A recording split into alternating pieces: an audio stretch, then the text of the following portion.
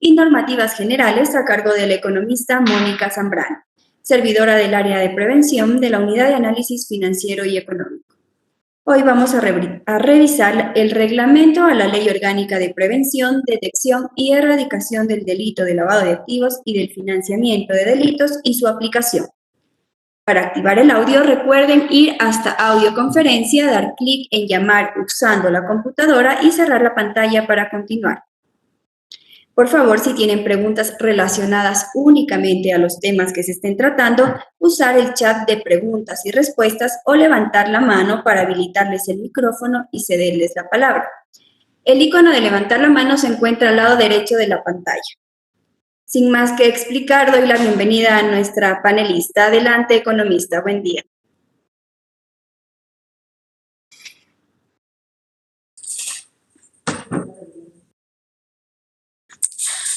Muy buenos días, estimados participantes.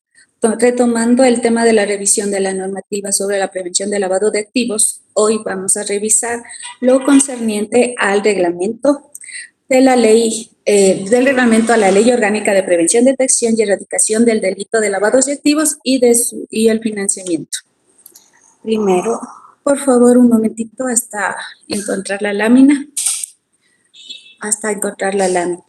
¿En qué se va a basar el reglamento estrictamente? ¿Qué vamos a verificar en el reglamento? Es ver la relación que va a tener la Unidad de Análisis Financiero Económico con los sujetos obligados. Se va a establecer el tema de los procedimientos, del manejo de información, todo lo que hemos revisado en la ley. Ahora va a ser el cómo. Ya encontramos la lámina. Ya, perfecto. ¿Qué es el Reglamento General de la Ley Orgánica de Prevención, Detección y Erradicación del Delito de Lavado de Activos?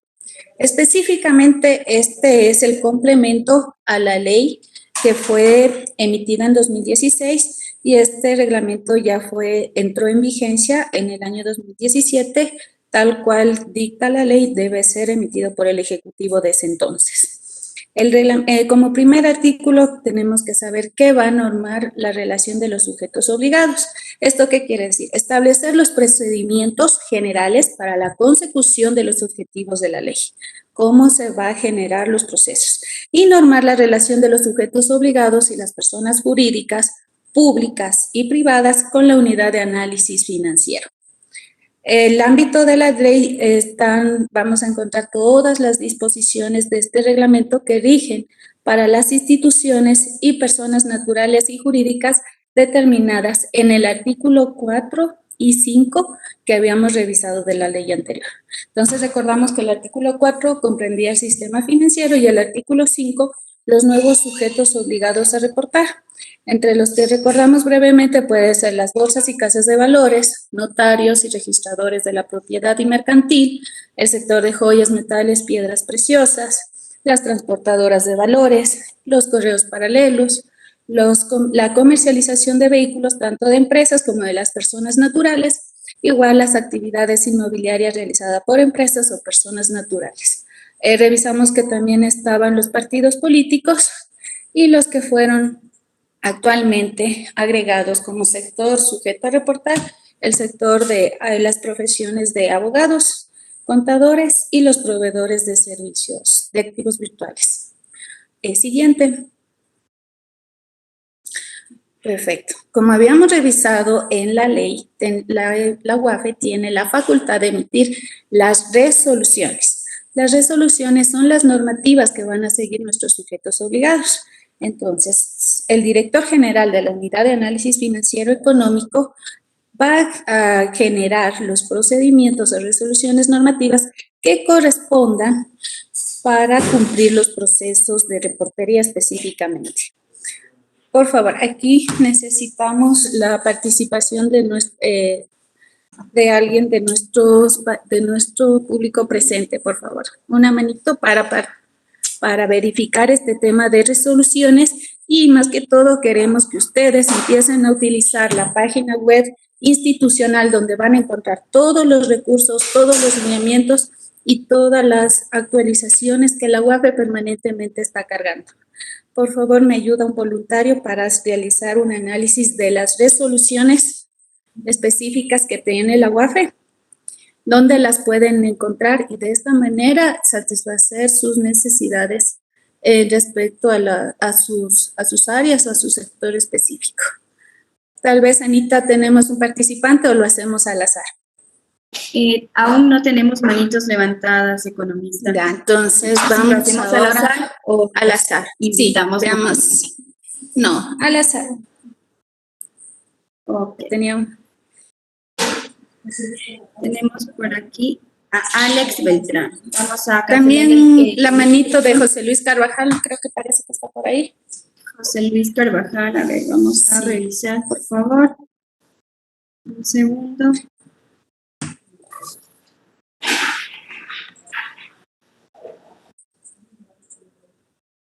José Luis Carvajal.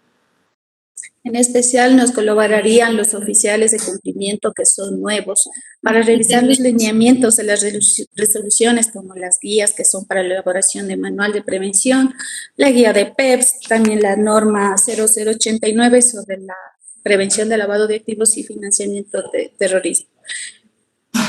Listo, economista, tenemos al señor Luis Carvajal. Le vamos a cancelar el silencio. También necesita que compartan pantalla. Sí, que está en la computadora. Si verificamos que está en computadora.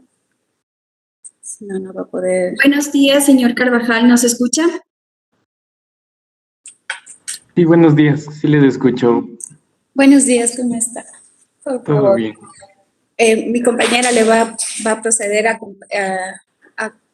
pasar el rol de presentador para que usted pueda compartir la pantalla y por favor entremos a la página institucional de la UAFE para poder explorar la UAFE, explorar la página y encontrar dónde dónde están las resoluciones. Ok. José Luis, un segundo, por favor. Le voy a pasar el rol. Un segundo.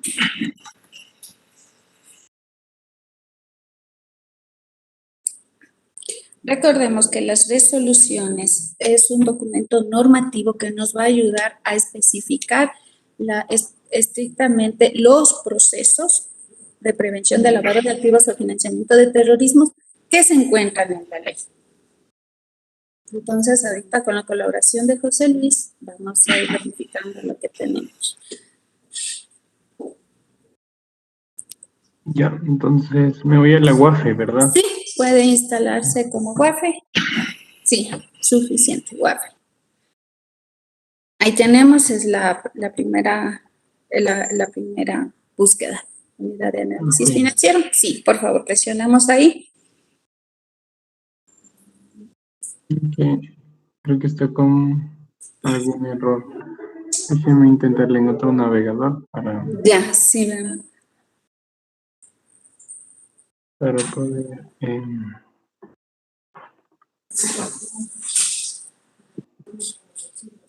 Sí, con Google Chrome es mejor. Ok. Ya, vamos. Ahí sí están viendo la pantalla, ¿verdad? Está compartiendo la pantalla. Unidad de análisis financiero.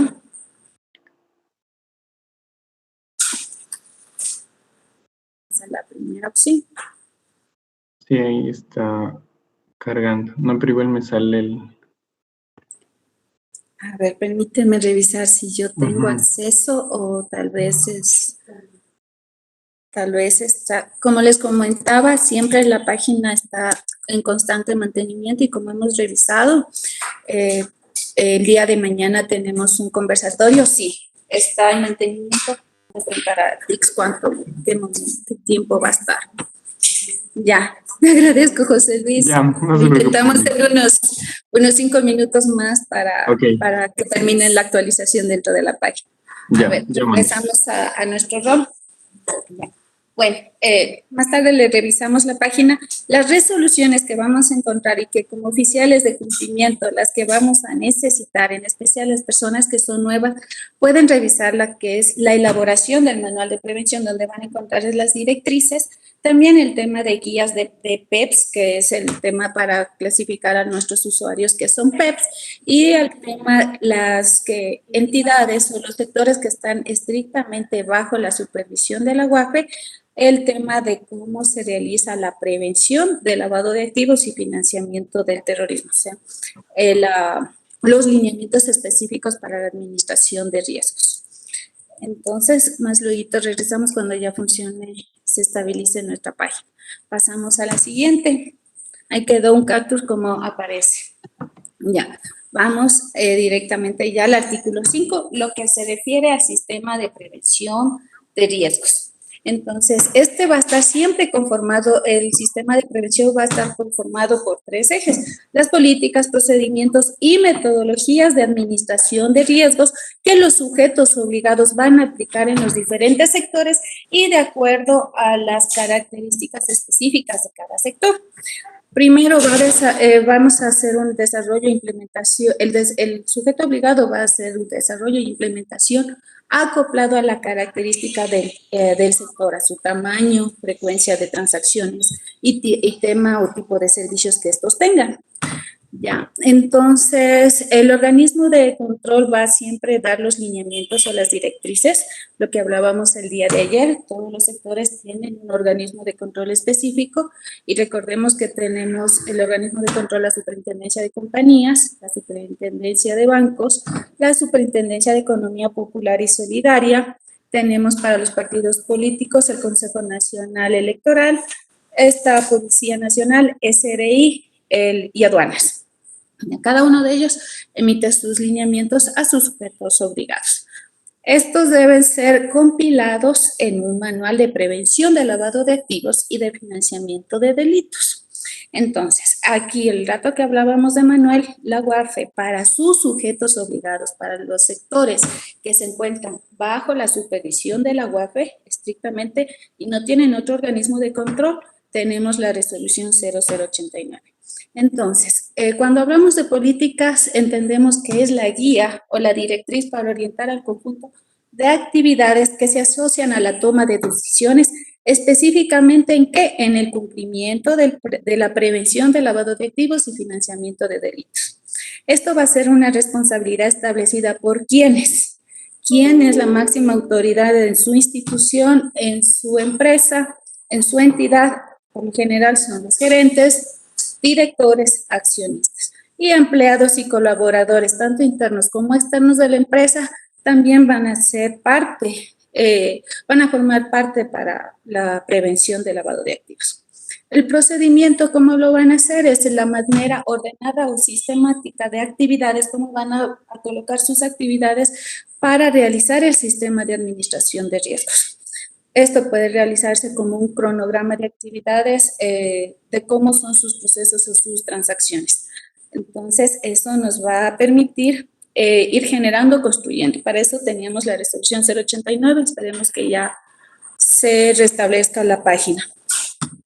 Entonces, este sistema va a permitir prevenir y detectar oportunamente las operaciones, ¿cuáles? Las inusuales, injustificadas o sospechosas. Y el reporte de las mismas a quién, a la unidad de análisis financiero económico. Los organismos de control, de acuerdo a sus competencias, supervisarán el cumplimiento del sistema de prevención de riesgos que deben poseer los sujetos obligados, estableciendo las observaciones y sanciones por el incumplimiento del mismo. Entonces, cabe recordar que cada organismo de control, de acuerdo a sus competencias, supervisarán el cumplimiento del sistema de prevención de riesgos que deben poseer. Esto, recordemos el día de ayer que veíamos el tema de sanciones, la UAFE le sanciona y la resolución cuando usted presenta por decir, la apelación, esto se traslada a su órgano de control y es el que tiene la competencia de realizar la supervisión, el cumplimiento y todo lo que tenía que hacer bajo las directrices que su organismo de control dio. Entonces, esto es el tema del sistema de prevención de riesgos, que en sí es establecer el proceso y las políticas de su institución, de su empresa o de su entidad enfocadas a cumplir la prevención del lavado de activos. Pasamos a la siguiente. Ya, entonces, dentro de las políticas de administración de riesgos, vamos a tomar un ejemplo que es para el sector que está bajo la UAFE, para los sujetos obligados que se encuentran bajo la UAFE, tenemos la resolución UAFE DG 2020-0089. ¿De qué nos habla? Es la norma para la prevención del delito de lavado de activos, del delito de lavado de activos y del financiamiento de delitos dirigido a los sujetos obligados a reportar bajo la supervisión de la UAFE o de la Unidad de Análisis Financiero. Entonces, ustedes van a encontrar aquí que en la sección 2, el dato que abran ustedes la resolución, en la sección 2 van a encontrar el tema de las etapas de la administración de riesgos. Entonces, dentro de la etapa de la administración de riesgo van a encontrar el artículo 5 y explica tal cual, dice que los sujetos obligados, ya sean personas naturales y jurídicas, efectuarán de forma sistemática y deberán considerar las siguientes etapas. Y ahí les va a describir la identificación del riesgo, más luego el análisis, monitoreo y evaluación del riesgo. Eso lo van a ver de manera más detallada en la semana 3, que van a ver estrictamente el tema de la administración de riesgos. Pero ustedes ya pueden adelantar los lineamientos básicos o tener ya los lineamientos normativos que van a encontrar en la resolución 89 para los que están bajo la revisión o bajo la supervisión de UAFE. Recordemos que si usted está bajo la Superintendencia de Economía Popular y Solidaria, la SEPS tiene los lineamientos que usted debe cumplir en el sector de cooperativas. Si usted es una empresa, es una CIA, la Superintendencia de Compañías, y así, si es del Sistema Financiero Nacional, le compete a la Superintendencia de Bancos. Todas estas inquietudes que tengan sobre esto, el día de mañana vamos a tener los grandes aportes de especialistas de la super de bancos y de la super de compañías. Entonces, cualquier inquietud, téngale lista para mañana. Pasamos a la siguiente. Ya. Hablábamos el 6 también, el artículo 6 habla sobre el sistema del manual de prevención y aquí entramos con la construcción del manual. O sea, cómo se va a construir el manual de prevención de lavado de activos, qué obligaciones establece la ley, el reglamento y las normas emitidas por el organismo de control. Entonces, como ve, el manual debe descansar sobre la ley, que ya la analizamos, el reglamento, las particularidades que vamos a ir viendo más adelante, que les va a pedir que consten dentro de su manual, y la norma del organismo de control. Entonces, en el caso de los que se encuentran bajo el sector de la UAFE, la norma es la 0089. Entonces, estamos con ese tema de que la norma va a ser la 0089. Si está en otro sector, la norma emitirá su organismo de control. Pasamos a la siguiente. Perfecto. Aquí sí llegamos al artículo 7. ¿Qué dice? Habla sobre las medidas que se deben aplicar a los sujetos obligados sin perjuicio de la información específica que se establece en las respectivas estructuras de reportes emitidas. Entonces, ¿para qué sujetos va esto? Para los que se encuentran en el artículo 4 y en el artículo 5. ¿Qué me piden aquí? ¿Qué pide o qué especifica la normativa? Que se debe requerir y registrar. Cuando hablo de requerir y registrar, me está ya pidiendo que arme una base de datos o una data. Vamos iniciando por aquí. Requerir y registrar, necesito que usted tenga una base de datos, sea del sector que sea. A través de medios fehacientes, fidedignos y confiables, la identidad, ocupación, actividad económica, estado civil y domicilio habitacional u ocupacional de sus clientes permanentes u ocasionales, incluso si son nacionales o extranjeros. Los expedientes, cuentas y correspondencia comercial. Entonces, aquí, por ejemplo, dice que si es una persona natural, usted debe tener un registro, y esto tenemos como norma básica dentro de las facturaciones, nombres y apellidos completos, el RUC, si la persona tuviese RUC, si no, aquí sería su cédula de identidad, el domicilio, pasaporte si son extranjeros, actividad y ocupación, bueno, sería una parte para tener el tema de sexo y nacionalidad. Pasamos a la siguiente. Ya.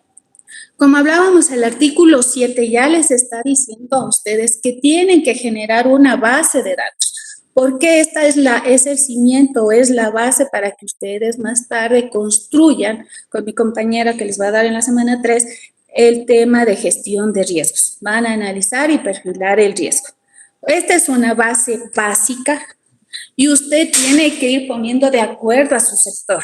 Esta es una base de autolujos Norwest. Ya. Tiene el número por lo menos de clientes. Aquí tiene del mes de mayo, tuvo 13 clientes. Tiene su identificación, va a tener la identificación y tenemos que tiene también pasaporte. Dentro de la identificación va a tener pasaporte. Tiene normados sus apellidos, sus nombres, la nacionalidad, que es lo que les van a pedir en el tema de los factores clientes, y en este caso, para el patio de autos, cada persona puntualiza o genera o especifica su base. Para el señor del patio de autos de Norwest, ellos quieren especificar que la persona Andrade Chamorro Diana Janet, ella es una compradora, o que el señor Bravo Chiquín es el vendedor. El contrato que hicieron es por 8,000, por 9,000. El sexo, eso lo puede identificar mediante ¿qué? Mediante la cédula de identidad. Lo que nos explica Norwest prácticamente se quedó con la cédula de identidad, él sacó la columna de identificación, apellidos, nombres, nacionalidad, el estado si es comprador, bueno, esa ya sería la relación propia de la empresa, si la persona es compradora o vendedora, el contrato, el valor que fijaron el contrato, el sexo lo sacamos de la cédula, el estado civil también de la cédula. La antigüedad, aquí él para su seguridad, él pide la antigüedad en sus trabajos. Los ingresos, eso ya viene de la entrevista que hacen, para él es importante la instrucción que la puede encontrar dentro de la cédula.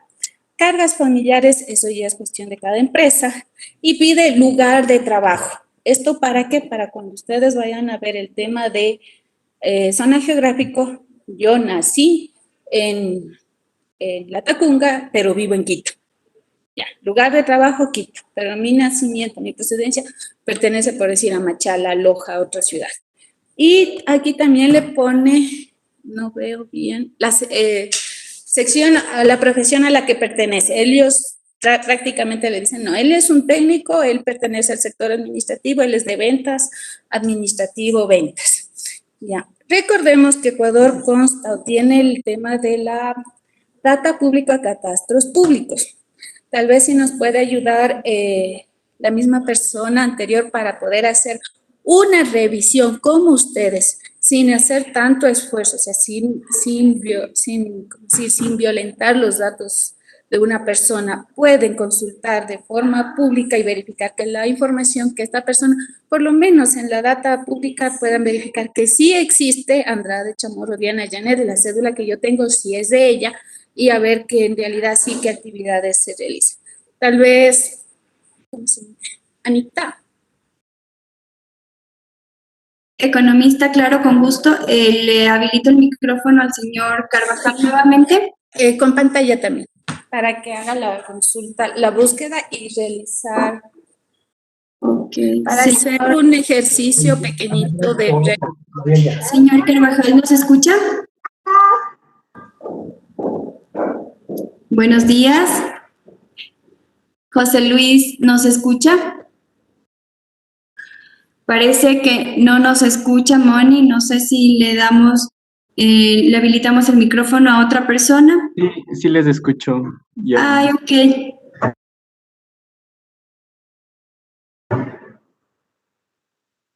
En este momento ya tiene el rol, José Luis. Listo, entonces.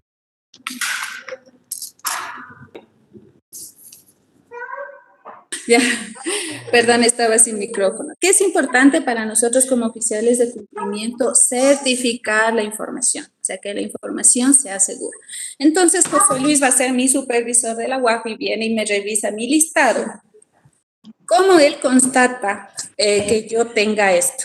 Primero, recordemos que tenemos catastros públicos y por favor, José Luis, ingresemos al tema en el tema de consulta impuesto a la renta SRI. Directo, consulta impuesto a la renta. Impuesto a la renta SRI.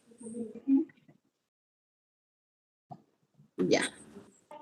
Ahí está, perfecto. Tenemos la consulta de impuesto a la renta y vamos a consultar el primer número de cédula que yo puse.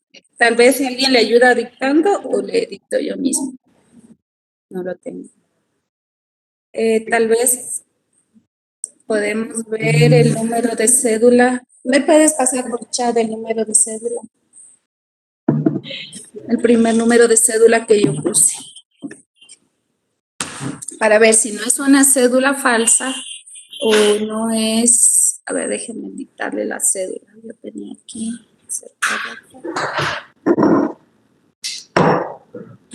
Ya, por favor, José Luis, ingresemos el siguiente número. Ok. Estaba en la data. Un momentito que se me cargue porque ya.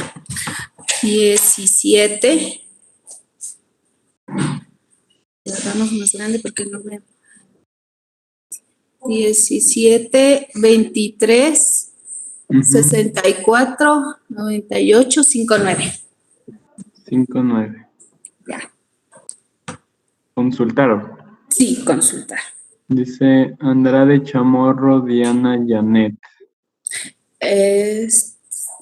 No veo la pantalla. Déjeme ver. Sí, tiene que compartir. Sí, se abre otra pantalla. Perfecto. Muchas gracias. Sí, entonces, José Luis es mi supervisor de la UAF y cómo me revisa que yo he hecho mi base, si es real, no le estoy mintiendo a él, no llené por llenar, por pasar la supervisión de UAF. Entonces, José Luis me revisa y sí, en realidad, Andrade Chamorro Janet es la persona que yo tengo en mi base y si yo quiero ver, tengo que, José Luis, pasamos a la pestañita 2 debajo en la parte azul que está ahí. Está desde el 2010. Sí, entonces quiere decir que la señorita Andrade Chamorro es una persona que se mantiene, que empezó como dependiente en el 2010, 2011, pasemos al 1. No declaré salida, la señora sabemos que aparentemente no ha gastado dinero fuera del país porque no registra salida de divisas. No, sí se ha ido de paseo. En el 16 y en el 15. En el 2016 y en el 2015 sí a Miami. salió. No sabemos, pero sí salió. Salió a la frontera, pero se fue. Y vemos que tiene un 102. El 102 quiere decir que la señora tiene su propia empresa o presta servicios profesionales. Entonces, de esta manera, sin invadir tanto a su cliente, es una forma de extraer información de nuestro cliente, de nuestra persona. Entonces, ese es el caso de la señora Chamorro. Si ponemos otra nueva consulta, tenemos otro número para ponerle. Pongámosle el 100. Ponemos otro de la base. Ya. No puedo ver. 100, 35. 35. A ver, no puedo aumentar, no veo aquí. No puedo ver. 135, 10, 417. 135. 417. 417.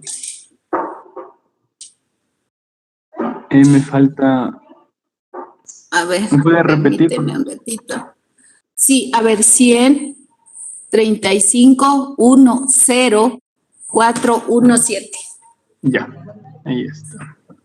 Ya, ¿y ella quién es? Arias Cadillo. Si ven cómo van cambiando, o sea, la base de datos, cuando nosotros revisamos, sí vemos que vamos a tener diferentes perfiles de clientes. En cambio, la señora, señores, Walter Alonso Arias empezó a trabajar del 2017. y siempre va a ser ha sido dependiente y aparentemente no ha usado su tarjeta fuera del país, no tiene registro fuera del país. Entonces, si regresamos a mi base de datos, Andrade Janet compró un vehículo por 8,400, pero el otro señor, el de los 100, Arias Padilla Walter, compró otro de 9,000. ¿Ya?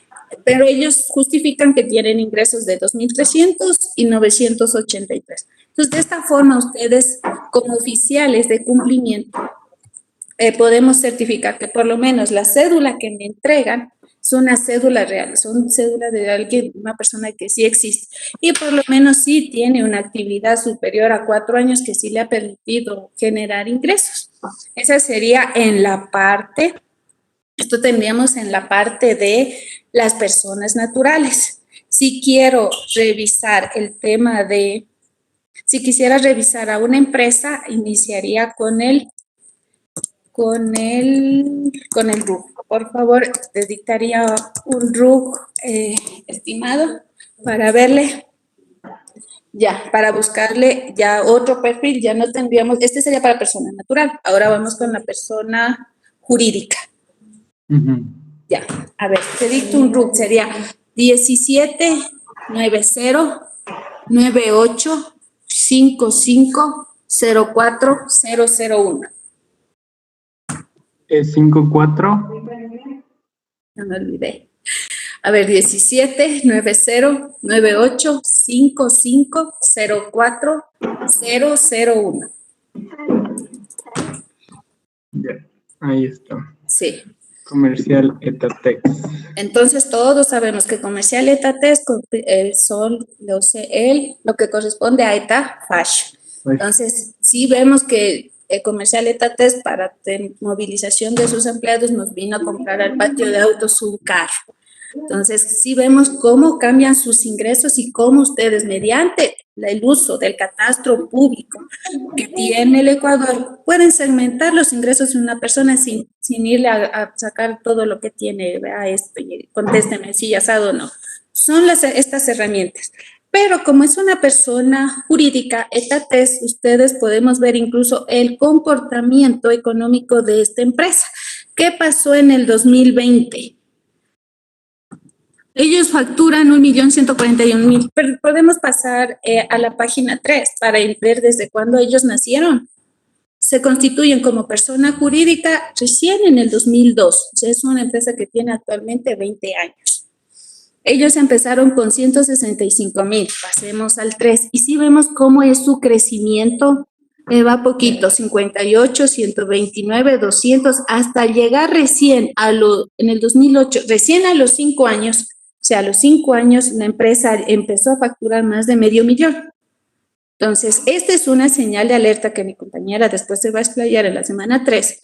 ¿Cómo usted ve los cambios? O sea, sí vemos las empresas que son racionales, que sí han crecido poco a poco, y vemos un señor que aparece con 0 y al otro año me reporta $10 millones. Entonces, ese sí era sospechoso. 941,000 y a los 10 años alcanza $1 millón en impuesto a la renta. Entonces, a ustedes les permite estudiar y perfilar a las empresas el comportamiento. Esta es una empresa, una cadena comercial de ropa. Vamos al año 1, a la página 1. Ya, entonces vemos que ya va manteniendo 1 millón, 1.700.000, 1 millón. ¿Y qué pasa en el 2016? ¿Qué podemos ver que pasó en el 2016? Decreció el impuesto a la renta.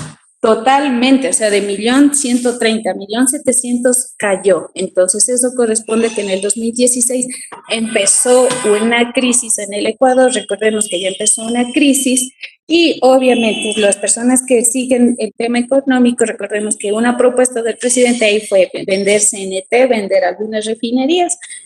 ¿Por qué? Porque la crisis ya se sentía fuerte. En las empresas grandes ustedes pueden analizar los comportamientos y ver si ese año fue productivo o no. Pero en el caso de que es venta de ropa y todo eso, como no es un bien de primera necesidad, cae totalmente la demanda y por esa razón, por más empresa que usted le vea por fuera que está bien, los ingresos lo demuestran. Cayó 2016, cambio de gobierno en el 2017 subió un poco, 2018 se recupera, regresa a su valor, y en el 2020 sabemos que cayó totalmente porque tuvimos el año de pandemia. Entonces, ustedes pueden ver el comportamiento de sus clientes del sector económico. Esto podemos ver el comportamiento de las personas que venden, en este caso, que están en el sector textil. Ese comportamiento tuvo el sector textil. Ahora veamos el sector farmacéutico. Entonces, por favor, ayúdanos con el RUC del Kifatex, poniendo el nuevo RUC. Revisemos el comportamiento, en cambio, del sector farmacéutico. ¿Qué pasó con ellos? Entonces, el RUC es 17.90.37.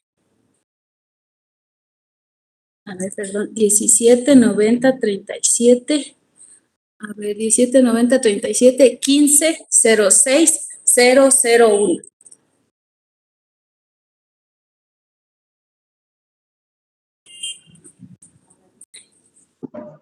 Listo, ahí está de aquí. Ya. Veamos qué año empezó. Sí. Revisemos el año en el que... 2002. Se me hizo chiquito esto, no veo. ¿Ya con cuánto empezó?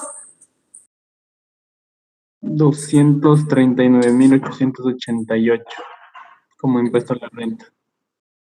Ay, ya 200. Este es un sector... No veo nada. Es que un momentito, algo le pasó a mis pantallas. Ya, ahí sí recuperé. 239.000 en el año 2002. Entonces pasemos al 2. Ahí inició. Se mantiene con 200 y en el 2007, ¿qué pasa? Sube a 1.237.000, a los 5 años sube a 2.694.000 y a 2.057.000. Ya.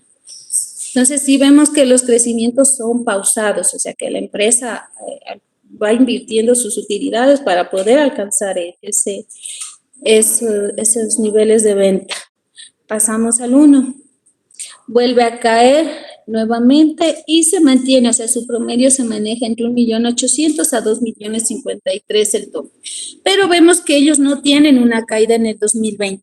Si revisan, ellos sí tienen utilidades por 1.296.000 en el 2020. ¿Pero por qué? Porque ellos son el sector salud, sector farmacéutico, y ese sector sí, obviamente por la crisis sí se necesitaba. Obviamente ese sector no paró. Entonces, si vemos la diferencia, cómo ustedes van a ir clasificando a sus sujetos obligados, a sus clientes. Una cosa es cuando pertenezco al tema del sector textil, está bien marcada la demanda, se cae la demanda si no hay plata, si se cierra totalmente no es necesario comprar ropa, pero medicinas tengo que comprar como sea. Entonces, siempre se va a mantener el tema de ahí. Eso sería para el tema de un catastro público. Por favor, con este mismo RUC entremos a la superintendencia de compañías. Si a usted se le presenta como persona natural, suficiente con esto. Hago un print, tengo esto, sí existe, porque nos presentan empresas que no... ya, y vamos a ver sector societario y consultar por RUC. Búsquedas, SEO, no consultas, nominación, valores, ya, el RUC, perfecto. Ahí tenemos el de Kifatex. Ya.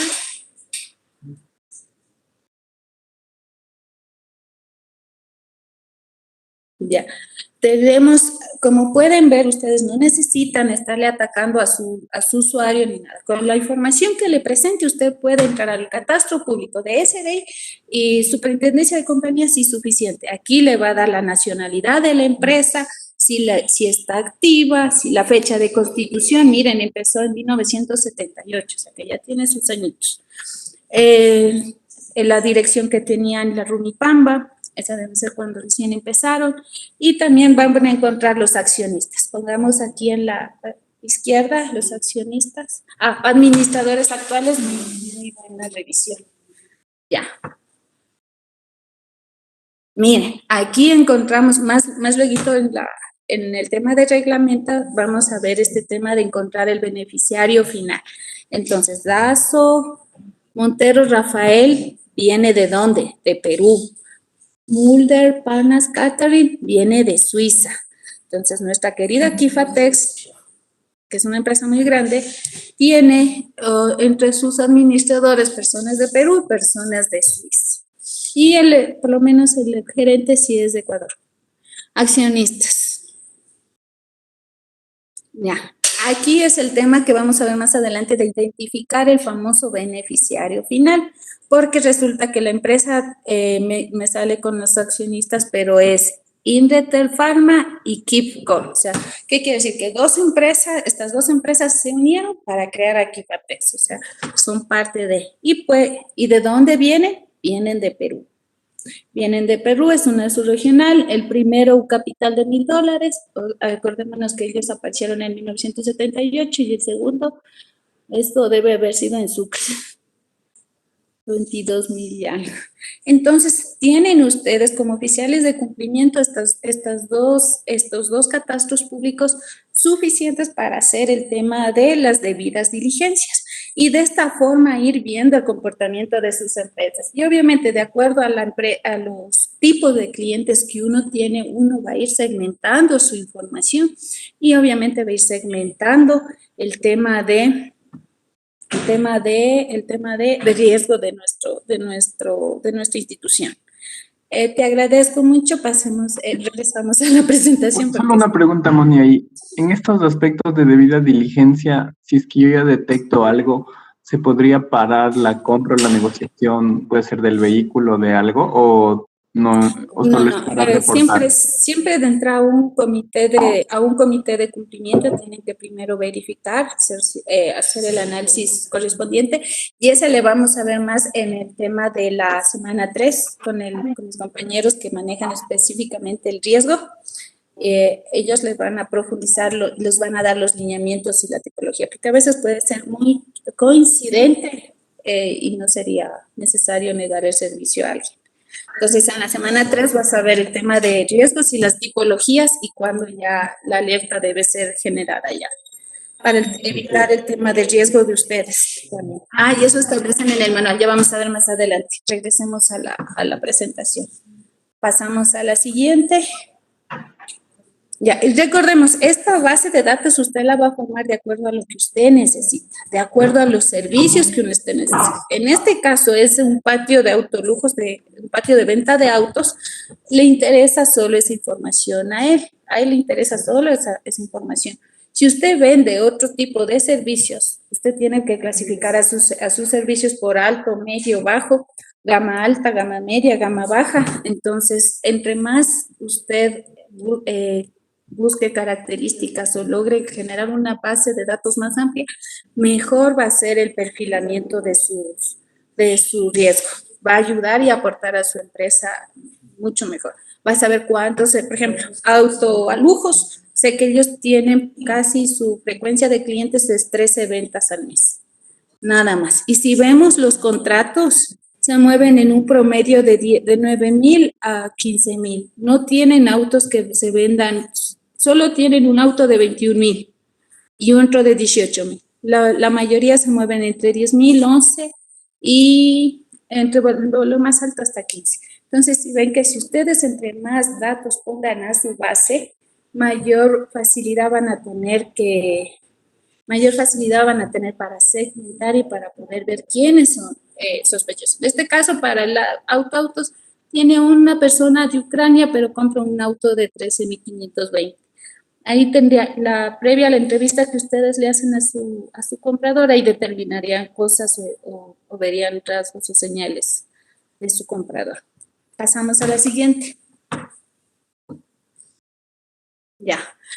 Lo mismo sería la base de datos, esa sería una base de datos, Autolujos tiene una base para sus personas naturales y también te pide el reglamento que determine para la persona jurídica igual una base de datos donde conste su razón social, El RUG, la nacionalidad, como pudimos ver, en rato que nos ayudaron a entrar a la super de compañías, pudimos ver que había nacionalidad peruana, suiza y ecuatoriana.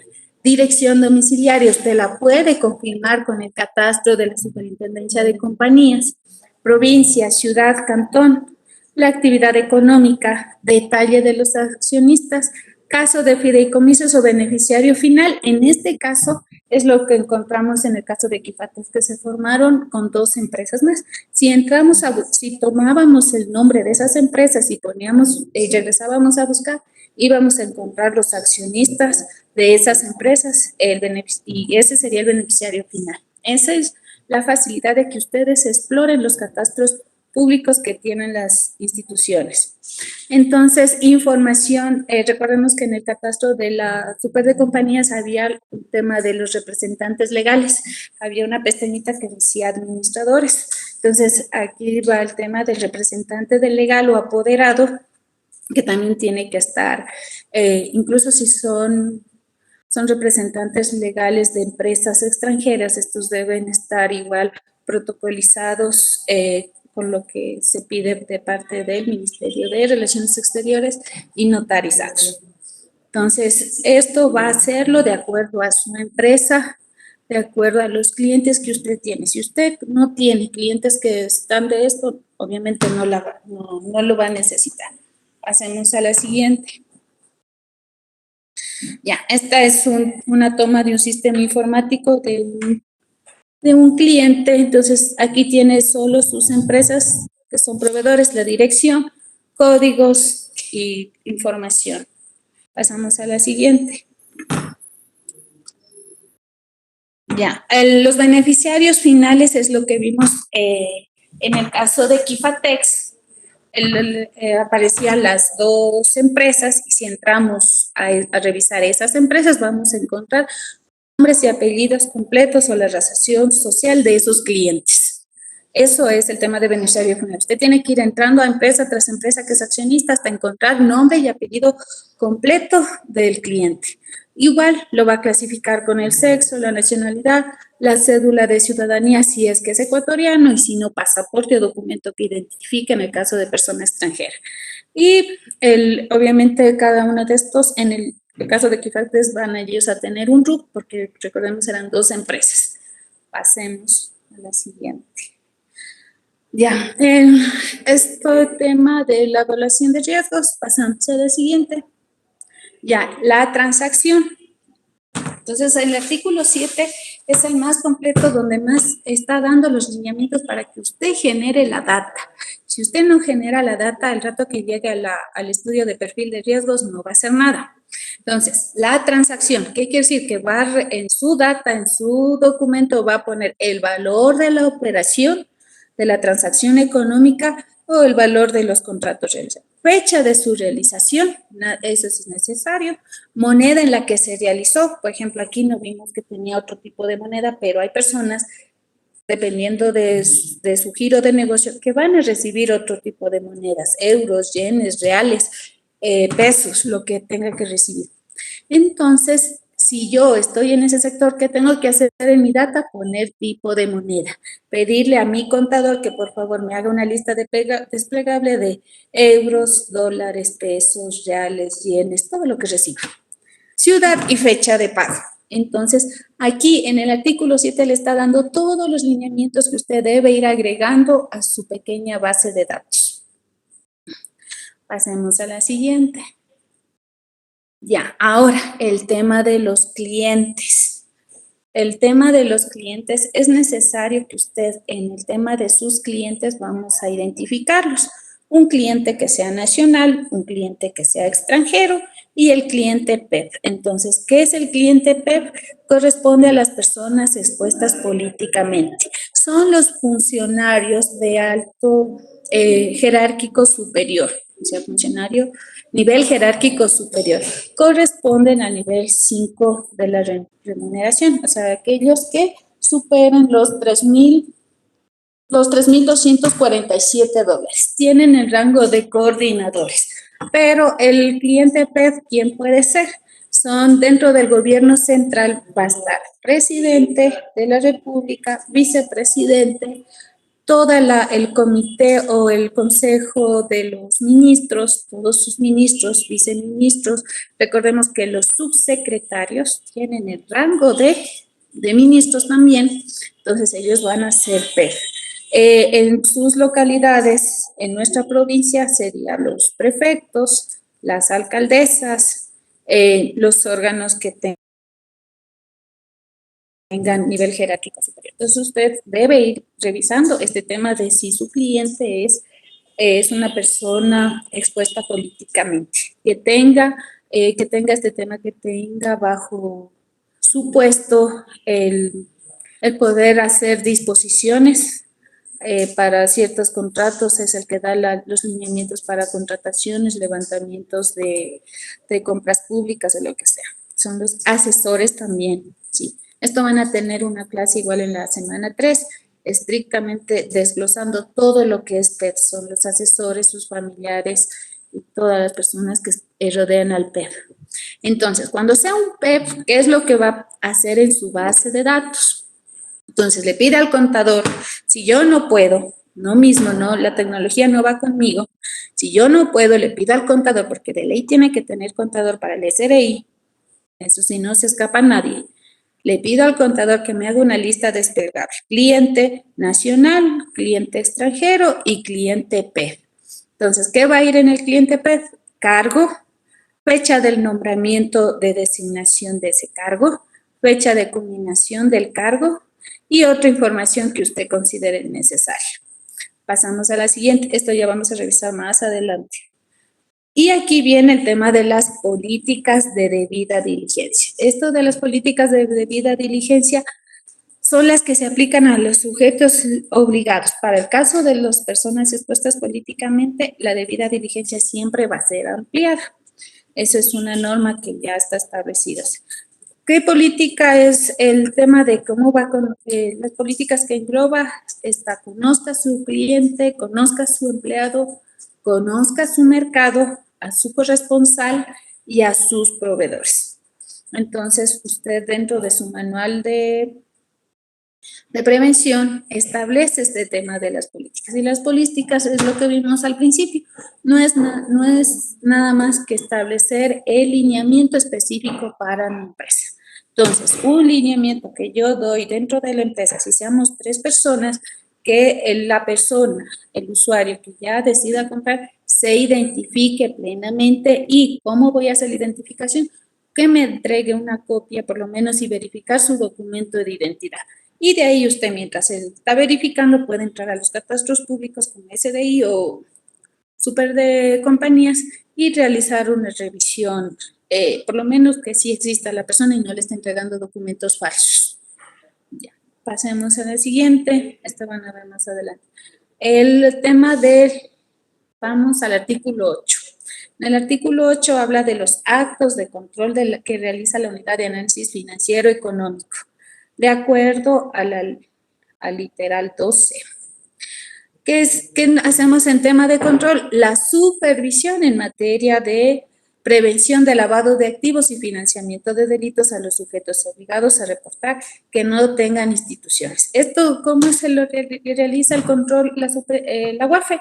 La UAFE lo va a realizar in situ, asistiendo a las instalaciones de la notaría, de la empresa, de la inmobiliaria, de la comercializadora de vehículos, o extra situ mediante los requerimientos de información adicional que vimos, en la que se puede pedir o verificar que tengan levantado su matriz de riesgo, que tengan el oficial de cumplimiento, que el oficial de cumplimiento emita un informe de su gestión, cómo ha elaborado la data, qué data tiene para perfilar, cómo está segmentando a sus clientes, qué riesgo considera que tiene, cómo ha levantado los procesos. Por eso es importante que dentro de la institución, la persona que haga las funciones de oficial de cumplimiento sí tenga una formación en las áreas de derecho, economía, contabilidad, administración, porque estas personas están preparadas para poder realizar o desarrollar este tipo de trabajos. Entonces, No se puede cargar a una sola persona que solamente cumpla el tema por cumplir de llenar un resu y pasar. No, el rato que se hace la supervisión se verifica si está pasando los resus, si no está pasando los resus, que todo este tema de cómo está constituido su comité de cumplimiento, cómo está verificando su lista de restrictiva dentro de la modalidad de ONU, si se le pasó a algún cliente con documentación falsa. Incluso estos controles les sirven para si algún momento algún usuario tiene litigios por incumplimientos de pago o por temas o por otros temas. Pasemos a la siguiente. Ya. Aquí en el tema del artículo 9, el tema de la difusión. El CONALAP es lo que hablábamos, que es la cooperación entre las instituciones para proponer la política pública para prevenir, detectar y erradicar el lavado de activos. Entonces, si recordamos, esto se dio el decreto 371 el 8 de marzo del 2022. Son estas instituciones que va a ser como un organismo rector en la materia de prevención del lavado de activos y el financiamiento de delitos, aparte de la Junta Política de Regulación Monetaria. Entonces, el CONALAP, si recordamos, estaba formado por el Ministerio de Economía, que lo va a presidir, la UAFE, que va a ser como secretario, el SRI y la aduana. Entonces, son los encargados en este momento de levantar la política pública para prevenir y detectar este tema de lavado de activos y delitos precedentes. Esto damos cumplimiento siempre a la recomendación 2 del GAFI, que es la cooperación interinstitucional. Siempre recordemos que cada artículo de la ley, cada cuestión del reglamento, todo está anclado y va a cumplimiento de las 40 recomendaciones del GAFI para cuando nos hagan las evaluaciones de mantenernos como estamos hasta ahora, en una lista limpia, en un país que no es considerado de riesgo. Porque si caemos en incumplimientos, nos van a aplicar la recomendación 19, que es cuando se considera un país de alto riesgo, y es donde empiezan a restringirnos o a pedirnos mayor documentación para poder hacer exportaciones, para poder sacar pasaportes. Tiene un impacto fuerte este tema. Pasemos al siguiente. De la artículo 10, que se va a referir al tema de capacitación. La unidad de análisis financiero y económico otorgará capacitación a las unidades complementarias antilavado y a los sujetos obligados en materia de prevención de lavado de activos y del financiamiento. ¿Cómo realiza las capacitaciones la UAFE? ¿En qué se basa la UAFE para realizar sus capacitaciones?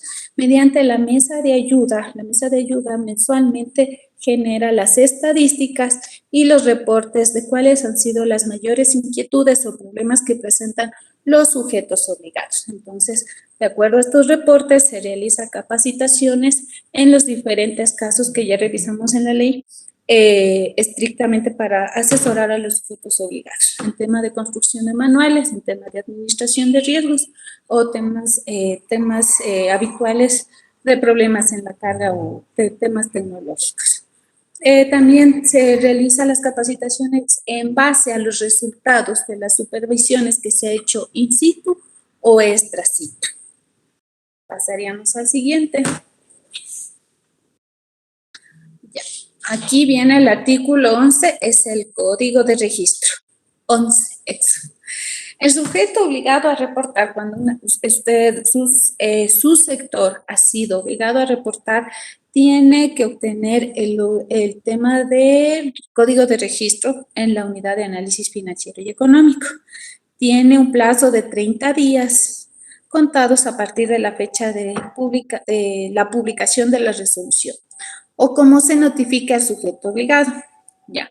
Entonces, para usted solicitar el código de registro, lo va a hacer a partir de los 30 días de haber sido convocado el sector del registro oficial o de acuerdo a la resolución que se especifique en la convocatoria del nuevo sujeto obligado. También de acuerdo a los tiempos que pongan en la resolución a los nuevos sujetos obligados. Puede cambiar. En esta era 30 días, pero los últimos sujetos obligados se extendió a 90 días. Ya, el acto societario, para esto debe adjuntar a la UAFE el acto societario constitutivo.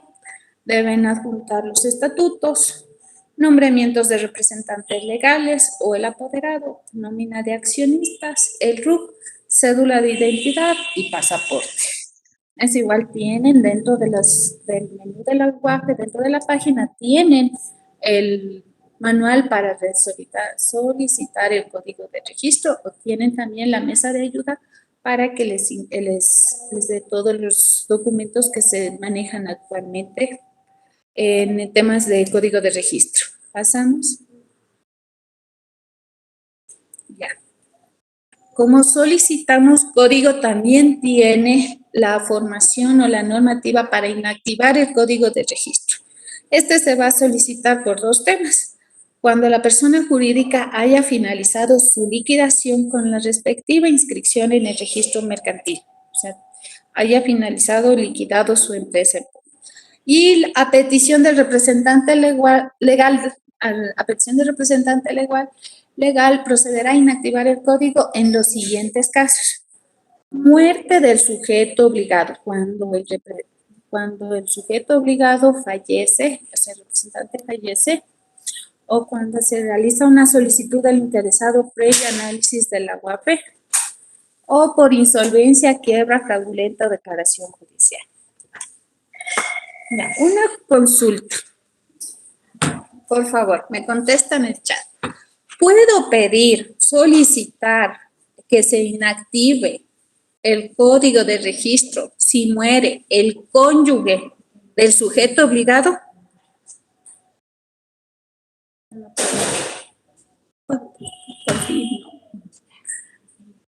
Correcto, no. Era una pregunta de examen y ponían que sí. Sí, muy agradecida. Muerte claramente dice el sujeto obligado, no el cónyuge ni los hijos. O sea, era un tema que era un cuestionario. Perfecto, entonces igual esto consta en la página web de la UAFE. Igual siempre van a aparecer ahí convocatorias de los cambios que se realicen. Vamos a la siguiente. Ya entramos en el tema específico del oficial de cumplimiento. ¿Qué es la persona? ¿A qué se refiere con el tema de oficial de cumplimiento? Es la persona natural designada por el sujeto obligado que tiene la responsabilidad de vigilar adecuada implementación y funcionamiento del sistema de prevención. ¿Cuáles son las cuatro? Son las cuatro funciones principales o las cuatro cosas que le va a verificar siempre la UAFE o cualquier organismo de control a los oficiales de cumplimiento primero, que implementen la metodología de administración de riesgos de acuerdo a la resolución de su organismo de control. Como explicábamos, cada organismo de control, la CEPS, entregará la metodología de administración de riesgos para el tema de sus operativas, para los que están bajo la CEPS. La Superintendencia de Compañías tiene los lineamientos para quienes están bajo su supervisión. Y la UAFE, obviamente, como verificamos ahí en tema de normativas, es la 0089. Implementación del Manual de Prevención de Riesgos, el que ya habíamos visto. Realizar el monitoreo correspondiente a operaciones y transacciones. ¿Qué es esto de realizar el monitoreo correspondiente? Simplemente generar la data con la mayor información posible que usted pueda solicitar a su cliente. Va a haber, tal vez en su data algún cliente no le dé, pero solo va a quedar algún espacio vacío, pero el resto de la data sí va a ser suficiente para que usted pueda hacer un monitoreo y pueda levantar un perfil de riesgos. Remitir a la UAFE los reportes de operación sospechosa cuando se les presente. El tema del RESU, cuando sobrepasan los $10,000. Y el no RESU, cuando no tengo las transacciones, hacemos igual que el SDI. Si no supero las transacciones, simplemente declaro un no RESU y tengo el cumplimiento al día. Entonces, pasamos a la siguiente. De las funciones del oficial de cumplimiento, como requisito principal va a ser los valores éticos, tener una alta ética, elaborar e implementar el sistema de prevención de riesgos y su matriz de riesgos, su matriz de riesgos para poder construir la matriz de riesgos, regresamos a que si usted no tiene la data, no levantó la data, no va a poder levantar una matriz de riesgos, porque en base a qué va a hacer si no tiene sus elementos. Diseño e implementación de las políticas, estrategias y procedimientos. Estas políticas, estrategias y procedimientos de acuerdo al tamaño de su empresa, de acuerdo a la frecuencia de sus transacciones, de acuerdo a las características de sus clientes. Por esa razón no pueden tomar los manuales de otro sujeto obligado que corresponde a los bancos y hacer un copy-paste y ponerlos como que fuera para notarios. Entonces, no va a tener relación, nunca van a cumplir porque son sectores totalmente diferentes, usuarios totalmente diferentes, transacciones, productos o servicios totalmente diferentes. Entonces, tiene que diseñar las políticas y estrategias de acuerdo a su tamaño, frecuencia y características del sector. Para eso, el oficial de cumplimiento no va a levantar solo porque no es todólogo, tiene que levantar sería una base o un listado de procesos. Primero, levantar los procesos de la institución. ¿Qué procesos tengo en mi institución? O sea, ¿qué realiza mi comercial? ¿Qué realiza mi administrativo? ¿Qué realiza el contador? ¿Cuál es el flujo de movimiento o el flujo de la transacción en mi empresa? O sea, ¿cómo empieza desde que entra el cliente, quién le recibe? ¿Quién le da la información? ¿Quién le asesora? Si es en temas de financiamiento, ¿cómo va a venir el dinero? ¿Cómo se va a hacer? Eso tiene que sentarse el oficial de cumplimiento siempre con la máxima autoridad de la institución, gerente general, que va a dar los lineamientos de cumplimiento de este proceso. Entonces va a levantarse esta matriz de los procesos específicos de la institución con el gerente, los colaboradores, especialmente los que tienen contacto directo con el cliente, y de esa manera va a poder él implementar la política, la estrategia y el procedimiento. Y obviamente, ¿quién más que en el caso de un matrizador? ¿Quién es el que recibe el oficial de cumplimiento? No le va a recibir jamás los documentos a un usuario de una notaría. El que recibe es el matrizador. Entonces, si podemos revisar, ¿puedo compartir pantalla un ratito, Anita, para poder mostrar un proceso? Sí. Ay, ahorita. Claro, Moni, ¿te pongo el rol a ti? Sí, un segundito. Ok. Un segundo que mi computadora está un tanto lento. Entonces, ahí. Listo, Moni, tienes el rol. Gracias. Ahora vamos a ver que quiera funcionar la compañía. Ya. Tal vez se puede visualizar ahí. Sí, perfecto. Sí. ¿Qué es lo que tiene que hacer el oficial de cumplimiento? Pero no lo va a hacer solo, o sea, no es responsabilidad del oficial de cumplimiento. Si yo como oficial de cumplimiento no tengo interacción con el usuario, yo no converso con el usuario, no es parte de mi función estar atendiendo a los usuarios. En el caso de los notarios, o sea, yo no le voy a poder asesorar directamente en los temas legales que pide. Ya. Entonces, ¿cómo vamos a hacer, cómo va a levantar nuestro oficial de cumplimiento junto con el gerente, junto con el notario, junto con el dueño propietario de la institución o empresa? Va a generar entrada, tareas y salidas. Entonces, yo como entrada, ¿qué tengo? En un caso de la notaría, tengo que un usuario se acerca con la solicitud de que se levante un acto de compraventa. Entonces, ¿cuál es el primer paso que tiene este usuario? Si viene la recepcionista me dice, sí, va a ser el tema de compraventa, le vamos a asignar a un matrizador. Entonces, ¿qué tiene que hacer? ¿Con quién tiene el primer contacto? Con el matrizador. Entonces, ¿quién va a ser el responsable del 50% de recopilar la información? Porque vemos que no es difícil, porque tienen que exigir por lo menos como mínimo identificación, la cédula de ciudadanía, y nuestra cédula de ciudadanía sí es completa, tiene toda la información, incluso de nuestro cónyuge. Entonces, no hay pretexto para decir que no saben. levantar este tema. Entonces, el matrizador va a recibir la solicitud del trámite y documentos habilitantes, porque yo no me puedo presentar a una notaría si yo me llamo Mónica y quiero comprar una casa y voy sin nada. Y el notario no me va a hacer un acta así nomás. Ya, el matrizador por ley notarial tiene que verificar un checklist. Entonces, la empresa tiene también un checklist de documentos que deben presentarse. En el caso de las notarías, un checklist de documentos habilitantes. Entre los primeros, la minuta o petición realizada por un abogado. El abogado es el que realiza la minuta o petición que va a ser presentada a los notarios. Entonces, este abogado no debe estar calificado y debe pertenecer por lo menos a un colegio. Para ejecutar el acto notarial tiene la obligación de presentar el tema de que los impuestos estén al día, debe presentar un tema del registro de la propiedad, que no exista ningún documento que impida la venta o compra de ese bien inmueble, que el bien inmueble sí corresponda a lo que está descrito en la minuta, todo el tema. Eso realiza ese checklist, va a realizar el matrizador. Y de paso, a la vez que está realizando el tema que le compete estrictamente al cumplimiento de la ley notarial, aplica en una segunda fase el tema de la debida diligencia de identificar a su usuario.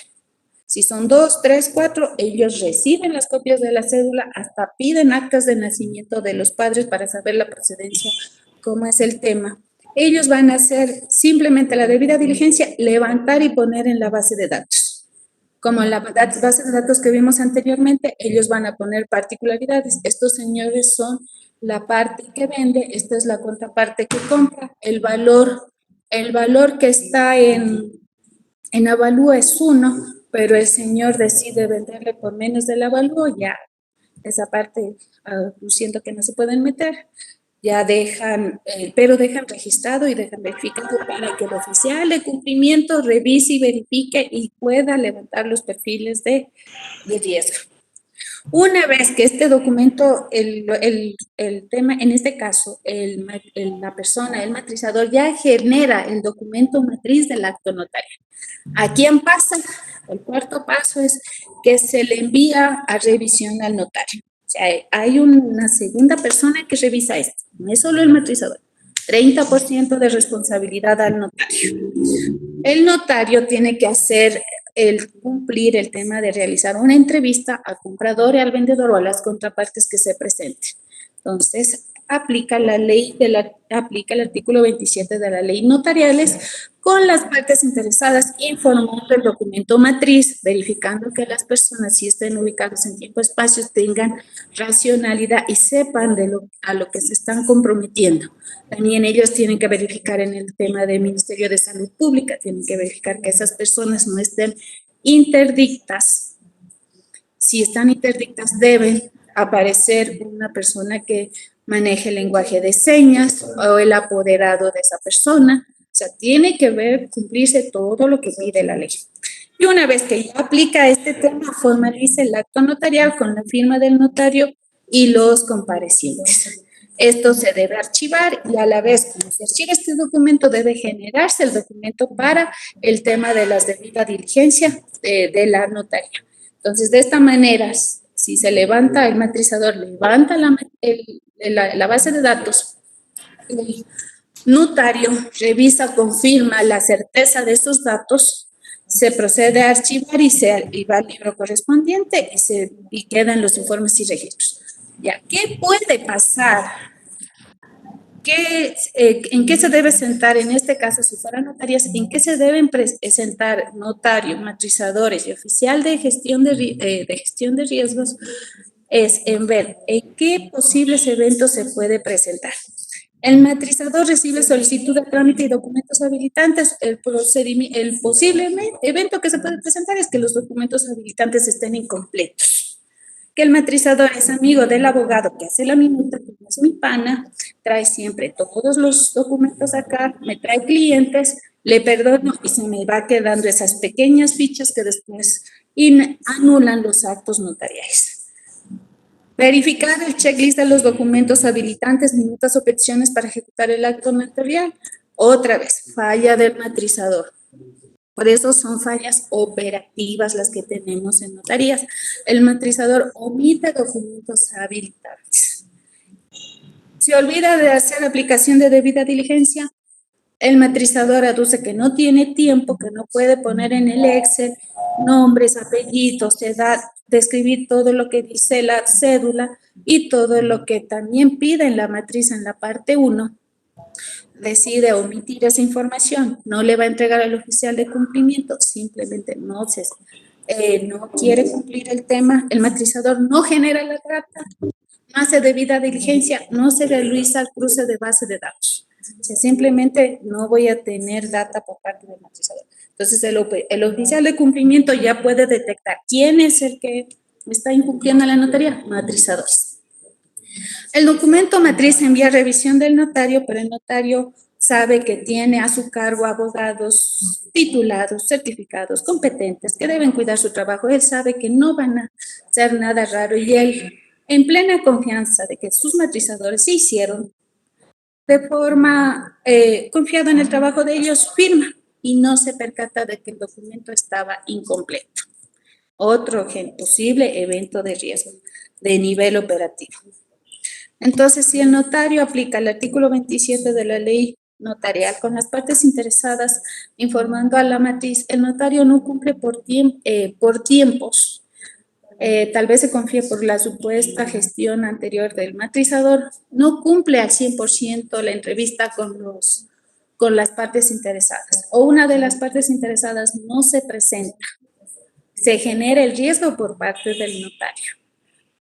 Y el acto notarial se archiva en el libro, se procede a archivar un acto notarial incompleto que más tarde puede ser impugnado porque no cumplió todos los temas. Entonces, esto sería en una empresa esto sería en el tema de notarios. Y eso estamos hablando de una parte del proceso, no solo el tema de la solicitud.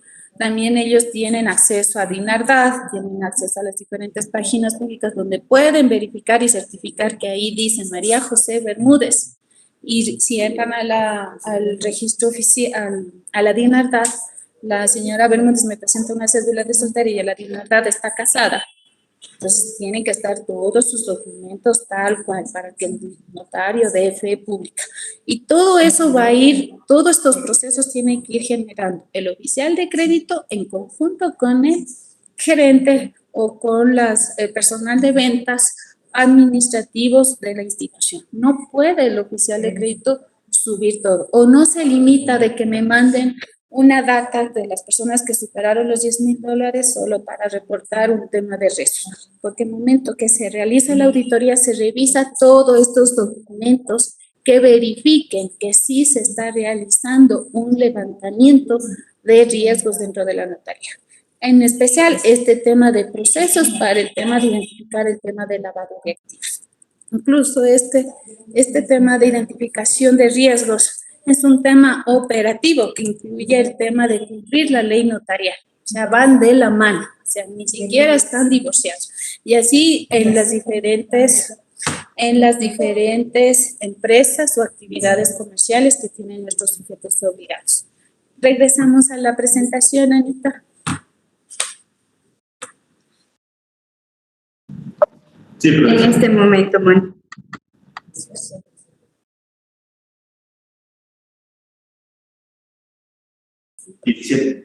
Parece que mi computador se me está colgando. Ya está con el rojo.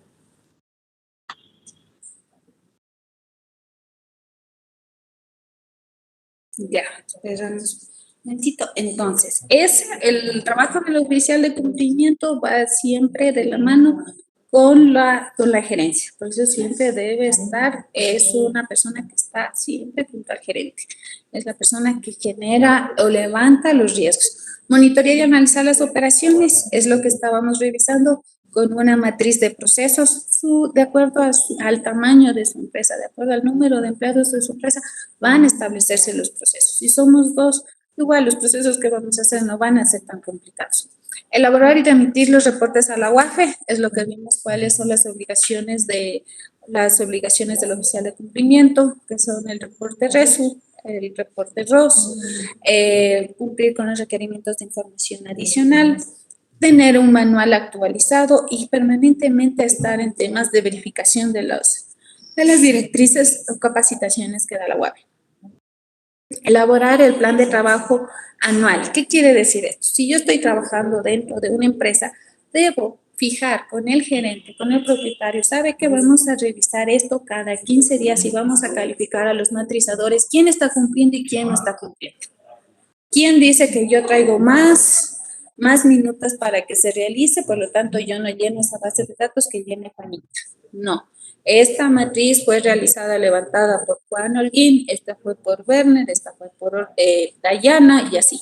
Entonces, para ver cuál es la data, cómo se está revisando la data, cómo se está llenando la data y las complicaciones o lo que están viendo de los comportamientos de los usuarios. ¿Qué transacciones nuevas o qué incremento de transacciones se están dando nuevas en sus lugares de trabajo? A eso se refiere el tema del plan de trabajo, controlar mensualmente, porque si esperamos a controlar trimestralmente o controlar trimestral, semestral o peor anualmente, vamos a tener problemas el momento que se caiga la supervisión. El momento que caiga la supervisión y pida todos esos documentos a sus matrizadores, a sus vendedores, a sus administradores, y no lo van a tener porque simplemente como tengo que llegar al año, lo voy a hacer por cumplir. No lo estoy, en realidad no se está ejecutando, sino que por cumplir voy a llenar rapidito y a veces no saben ni lo que manda. O sea, a veces como necesito cumplir y espero que tengan bastantes revisiones que hacer, entonces mando lo que sea y después digo, ay, me equivoqué de hoja, esa no era, ya voy a mandar lo que es. Entonces tengamos cuidado en eso. Elaborar y aplicar el manual de planificación de lavado de activos. Definir los perfiles de riesgo, eso lo van a hacer si tienen la base. Realizar la debida diligencia, eso es lo que refiriéndose o tomando en cuenta las normas que ustedes tienen de acuerdo a su organismo de control. Realizar programas anuales internos de capacitación. Siempre está la UAFE dando capacitaciones. Si mensualmente tiene las capacitaciones la UAFE y función de sujetas a sanciones por omisión. Ese es el tema de las sanciones que veíamos que son las sanciones por la no presentación, por presentar atrasado el reporte RESU o no presentarlo, o por incumplimiento a los requerimientos de información adicional que los dejan abiertos. Se pide un alcance de información, pero dejan abierto el requerimiento. Seguimos. 18. Incumplimiento de las funciones del oficial de cumplimiento, es lo que acabábamos de revisar. Si se verifica este tema de incumplimiento, tiene una suspensión temporal o cuando ya es reincidente, es una cancelación del registro. Pasamos a la siguiente. Ya. Los tipos de reporte, los sujetos obligados a reportar deben remitir a la unidad de análisis económico los siguientes reportes. Estos los tienen en el SISLAB. Recordemos que el usuario del SISLAB para el oficial de cumplimiento tiene algunas opciones adicionales. Es diferente a la opción que tiene el representante legal o propietario de la empresa, es otro SISLAB. Entonces, el reporte RESU tiene que realizarlo en el módulo servicios o la sección servicios. Igual tienen en servicios el tema para reportar los ROIs.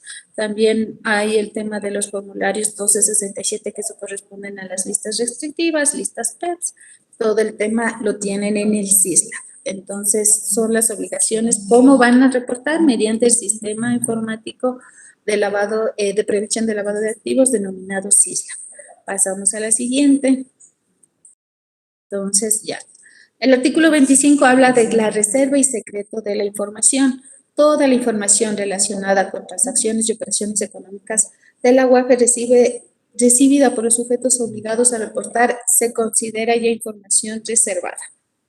Si usted ingresa cualquier documento a UAFE, RES, estos ya adquieren el carácter estrictamente de reservado, jamás se dará copias.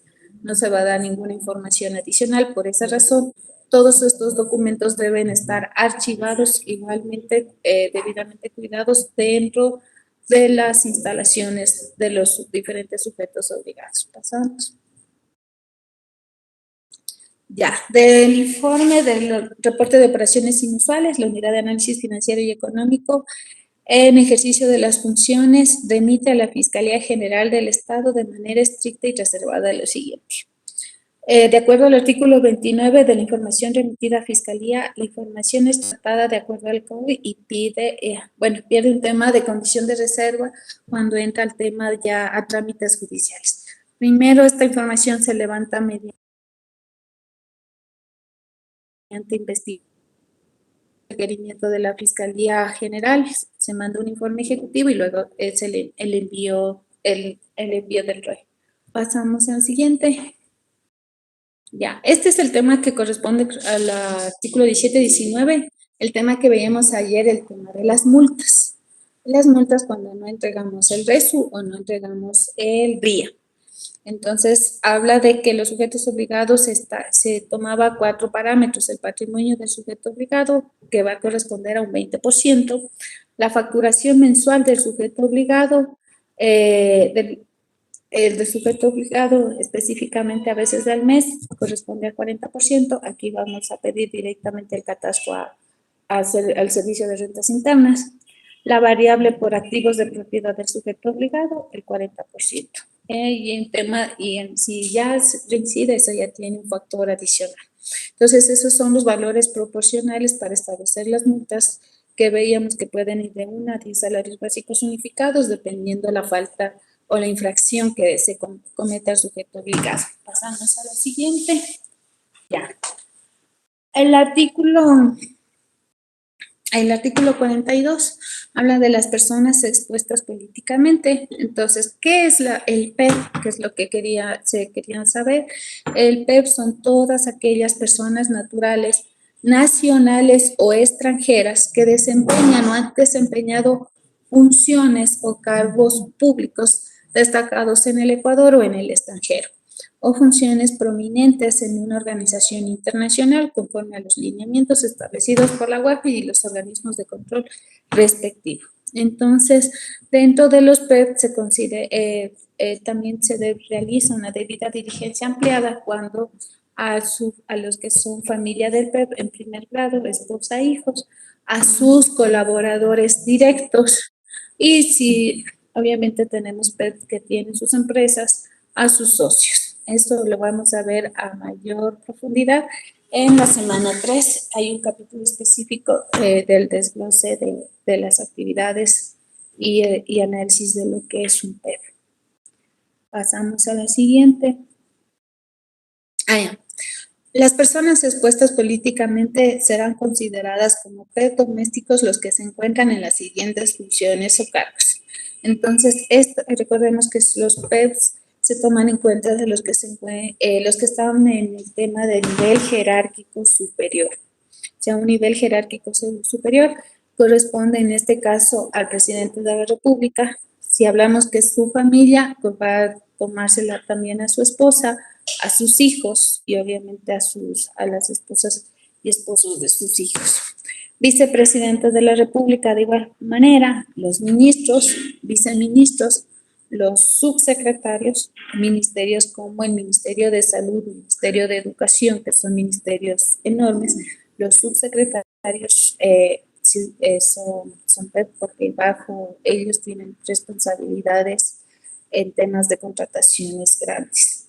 Superintendentes, directores nacionales y provinciales, secretarios de gobierno, los asesores, directores nacionales y regionales. También se va a considerar como PEP los que se encuentran dirigiendo la banca pública, los subgerentes de las áreas, los coordinadores de despacho. También recordemos que aparecen como PEP, se van a tomar en cuenta como PEP los de las Fuerzas Armadas. Esto corresponde a la Fuerza Terrestre desde el grado de mayor, a la Fuerza Naval desde capitán de corbeta, a la Fuerza Aérea desde mayor, Policía Nacional desde mayor, por quienes, esta razón hay que tenerla bien claro porque quienes nos relacionamos de alguna forma comercial, financiera, con las personas que pertenecen a este sector, recordar que desde mayor, desde capitán de corbeta, debemos realizar una debida diligencia ampliada por el tema ya de que se los denomina como PETs. Tal vez es un momentito para poder ver si ya nos funciona el tema de la página institucional, la web. Anita, ¿podemos activar algún participante? ¿Nos puede ayudar un nuevo participante para explorar el tema de la nuestra? Claro, Moni. No sé si les pedimos que levanten la mano o vamos a escoger al azar. Ya se abrió. Ya. Johnny Amparo, creo que me dicen que levantó la mano. Sí, ya se abrió por la página de la web. Un segundo, por favor, que estoy abriendo la pantalla de participantes.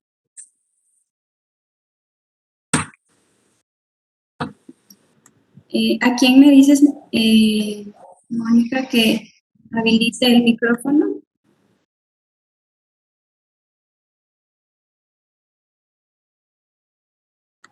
Por favor, puede ser a Julie Amparo. Julie Amparo. Ajá, parecía que le alcancé a ver. Un momento, voy a buscarla. Amparo.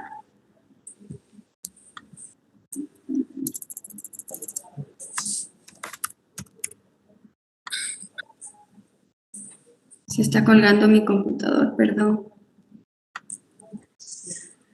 Julie Amparo, aquí está. Yuri, buenos días. Su micrófono se encuentra habilitado. ¿Nos escucha? Hola, buenos días. Buenos días. Buenos días, ¿cómo está Yuri? Tal vez podemos compartir pantalla para poder explorar el tema de la página institucional de WAFE. Sí, estoy. Yuri en este momento ya tiene el rol de presentador. En su pantalla se le habilitará la opción compartir escritorio. Listo.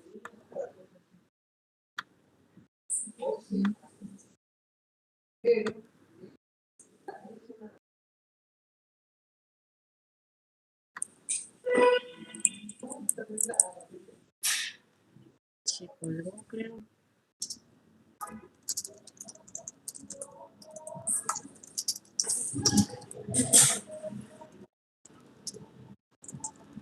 Estamos a esta página, ¿verdad? Sí, ya, perfecto. No podía visualizarlo. Sí, a la unidad de análisis financiero y económico. Lo que intentamos en la mañana.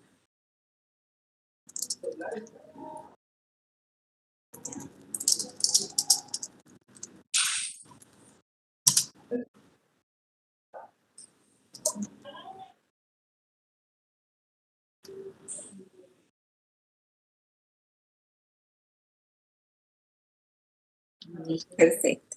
Aquí vemos como es lo que explicaba, que va a haber un conversatorio de prevención, que es lo que en especial para los oficiales nuevos se pueden conectar por la página de YouTube de la UAFE, que va a ser trabajado o complementado con la Unidad de Análisis Financiero de República Dominicana, también con la de Paraguay y con la de Panamá y la de Ecuador. Entonces, siempre la página va a estar dándoles facilidades para el desarrollo del trabajo de prevención. Entonces cerramos la X que está en la parte superior. Ya. Aceptar por el tema del acuerdo 0219 de catastro público para revisar la información y nos vamos a la parte que dice menú. ¿Qué dice? Menú. En la parte superior están 3 líneas y dice menú. Correcto. Presionamos ahí. Ya, aquí tenemos biblioteca, pasamos al área de biblioteca, al módulo de biblioteca, correcto. Presionamos ahí, que se cargue. Está un poco lento. Ajá, sí, parece que algo pasa. En lo que especificábamos en el tema de biblioteca, ustedes van a encontrar toda lo que es la normativa lo que va a hacer, y aprovechemos ahorita con Julia, va a descargar la ley, va a descargar el reglamento, porque la evaluación compete a revisar la ley y el reglamento. Nada más, no se pregunta nada más que El reglamento lo tenía aquí. No sé si- Ya. ¿Ese reglamento es de la UAFE, de la página de la UAFE? ¿O se encontró un reglamento por ahí? No, es de lavado de activos. ¿Es ese o es otro? Sí, es que recordemos que siempre se están haciendo actualizaciones a los reglamentos, por eso se especifica que sea que se descarguen de la UAFE, porque la UAFE siempre está recibiendo los reglamentos o actualizaciones que se hacen a la ley algún tema, o resoluciones a actualización. Ya. Vamos a presionar a ver si es así. Porque podemos tener un reglamento que justo elimina una partecita, porque no aparece la UAFE. Tal vez algún participante que pueda ver si tiene acceso a la unidad, a la UAFE. Yo sí tengo ahorita. Economista, al parecer está en mantenimiento nuestro portal porque veo que muchos participantes nos están diciendo que no pueden. Voy a verificar desde otro navegador y otro computador para estar seguros. Sí, no funciona. Se nos cayó no es que se cayó, deben estar haciendo los mantenimientos y lo que les explico, siempre se están subiendo nuevas guías, nuevos módulos, sí, deben estar realizando actualizaciones a la página. Efectivamente, economista, yo también acabo de revisar y al parecer están haciendo mantenimiento a nuestro portal. Ya, entonces voy a buscar mi resolución 089 para hacer una revisión para que... ¿Devuelvo el rol? Sí, espérame un ratito.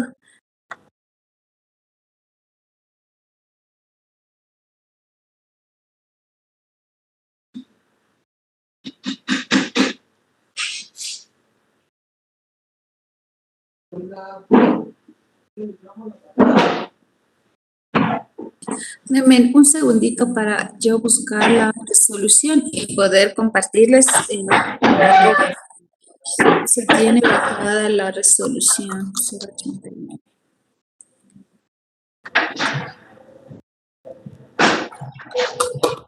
Ya, recordamos. Para poder revisar los lineamientos, los que competen a los sujetos obligados que están bajo la relación de UAFE, por favor no se olviden, las personas que están bajo la resolución, bajo el órgano de control de Superintendencia de Compañías de la Superintendencia de Economía Popular y Solidaria. Mañana van a estar especialistas de Superintendencia de Bancos y Superintendencia de Compañías. Con ellos pueden verificar todo lo que les compete a la administración de riesgos. Igual las CEPS va a estar el día viernes, todos los que se encuentran bajo las CEPS. Entonces, ahorita solo voy a revisar este tema de las resoluciones en mi página. Dame un segundito para ver.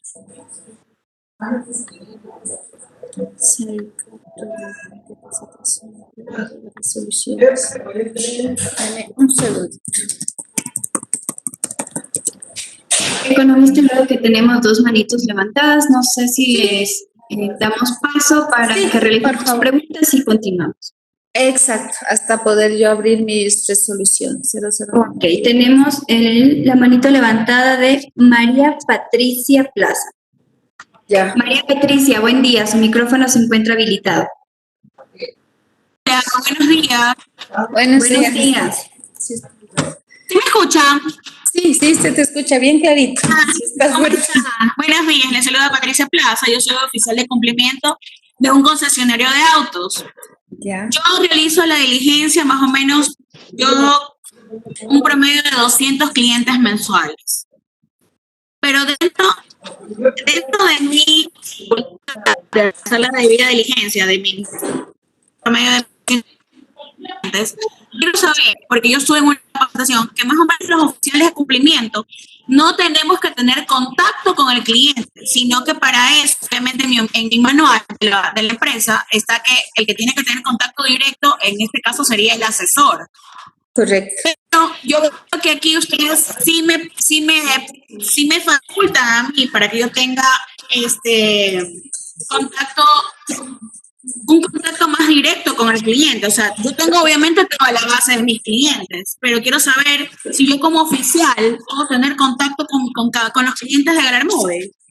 Puede establecer usted un tipo de auditoría, porque eso es lo que hablábamos respectivamente. Tenemos que ver cómo es nuestra empresa, cómo funciona la empresa específicamente, cuáles son las funciones y responsabilidades que tienen en sus manuales de cada uno de las personas que trabajan en su empresa.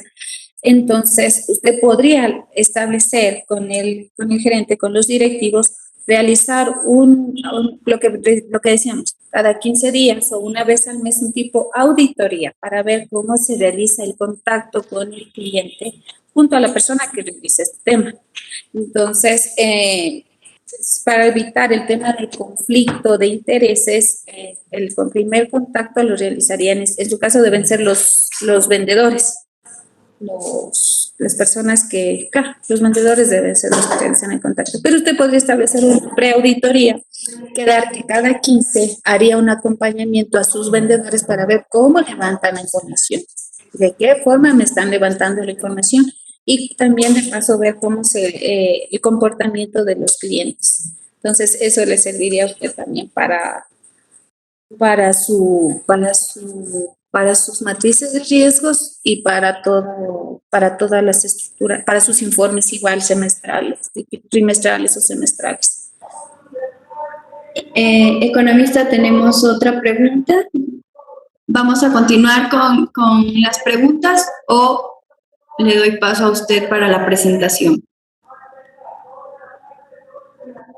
Se me fue totalmente el audio, no escuché nada más. Vamos a continuar con el espacio de preguntas o le doy paso a usted para la presentación. No, para complementar la pregunta de la participante, también tenemos que ver el organismo de control. En su caso, si es GUAFE o estamos bajo SuperSIES. Entonces, siempre el lineamiento, lo que recordábamos, los lineamientos que nos entrega SuperSIES. Entonces, tenemos que estar, si usted está bajo el lineamiento como empresa de SuperSIES, tengo que estar atento a lo que me pide SuperSIES. Podemos pasar a otra pregunta y verificar mi resolución 089. Karina Quinde. Karina, buen día. Su micrófono se encuentra habilitado. Karina. Sí. No, entonces proyecta. Ya ahorita. Anita, por favor, puedes pasarle para presentar. A mí no, a Mari. Perfecto, economista. Está habilitado ya el micrófono de Karina Quinde, entonces Sí, pasamos a la pregunta y continuamos. Y continuamos. No sé si me escuchan. Buenos días. Buen día. Adelante, por favor. Más que una consulta es como contarles una realidad que vivimos los oficiales de cumplimiento en el sentido de las funciones que, si bien, como vemos claramente, están detalladas bajo normativa, sí nos han delegado funciones o actividades que no están relacionadas con nuestras funciones propias, dando así un espacio, digamos así, o dejando que nosotros dejemos rezagadas ciertas actividades que son propias de nuestra actividad o actividades de prevención. Entonces, como yo les escribí en el chat también, y siempre de pronto estoy indicando estas recomendaciones de que se dé un poco más de énfasis en ese sentido, para que a los oficiales de cumplimientos nos dejen laborar con nuestras propias funciones y sobre todo que en nuestras empresas no nos deleguen otras actividades, que si bien lo empatan con temas de que somos parte del concepto, no lo están generando. Siendo la realidad así que en varias ocasiones se ha dejado de lado ciertas funciones de prevención por dar prioridad a actividades que nos han delegado, porque todavía están un poco desconociendo la ley y las funciones que nos toca como oficiales de cumplimiento. Eso por un lado. Por el otro, tengo la consulta sobre el tema de las notarías. Nosotros, al generar una debida diligencia, observamos que los clientes manejan cuantías súper altas en sus cuentas. Sin embargo, al momento de la justificación, ¿qué hacen los socios? Nos presentan las escrituras con cuantías. Vamos a hablar que el socio nos depositó una transacción de de una cuantía de 6 cifras altas. Sin embargo, el socio, para justificar, nos presenta una escritura de 4 o 5 cifras bajas de la cuantía, indicándonos que ya desde las mismas notarías están generándose esos valores para evitar el tema de los impuestos. Entonces, sí, por tema tributario. Entonces ahí viene una dificultad con nosotros porque buscamos la manera de justificar y entendemos que ya las notarías también están ejerciendo estas funciones y creemos que desde las notarías también nos deberían ayudar en de que se trate de en lo posible, ¿no? Porque es un poco dificultoso y vemos la realidad, creo que es por cultura también que las personas tratan de declarar lo menos para poder pagar los impuestos, pero nos ha generado inconvenientes. Sin embargo, igual hemos reportado como Joyce, pero va desde ahí, ¿no? Nuestra preocupación, que son valores altos y las cuantías que vienen en las escrituras son pues, muy, muy, muy bajas, sobre todo en ciertos sectores que nosotros ya les tenemos segmentado como de alerta y valores que para mí al menos creería, y corríjanme si estoy mal, que ya desde las notarías nos deben dar una mano en exigirles recabar esa información. No sé qué paso podría ser, pero esa es otra realidad también que vivimos y lamentablemente es un conflicto, hablemos así con el cliente, pues que sí se enoja y dice, pero si la notaría en donde estoy registrando y legalizando mi terreno y todo eso no me han molestado, entre comillas, como nos manifiestan, ustedes vienen y me expresan que tengo que traer más documentos. Pues ahí termina nuestra diligencia y obviamente nosotros elevamos a eso. Sí, eso es mis dos acotaciones y bueno, sobre todo en el tema de las notarías, desconozco en verdad qué parámetros ellos toman para poder determinar los valores y describir, que a la final luego repercuten también en otro sector. Muchas gracias. Te agradezco, Karina. En esta parte, justamente es por esta razón que entran las comisiones o los asesores de los abogados. Recordemos que las notarías, para levantar sus procesos, vienen o como documento habilitante, se nutren de las minutas levantadas por los abogados. En estas minutas ya prácticamente ya vienen los valores, ya vienen especificadas las características de los bienes. Entonces, es por esta razón y por estos hallazgos que se están realizando que la UAFE continúa y está realizando los análisis correspondientes y convocando al sector notarial para poder ir limando o ir verificando o no normalizando, ver las políticas para poder detectar estos comportamientos de ciertas notarías que encontramos y obviamente perjudican a las notarías que cumplen o realizan las debidas diligencias. Entonces, ese sería el tema que se está trabajando. Le agradezco, Karina, y siempre estamos a su disposición y puede comunicarse por mesa de ayuda para darnos a conocer estas novedades, porque esto es dentro de las diligencias que hace la UAF.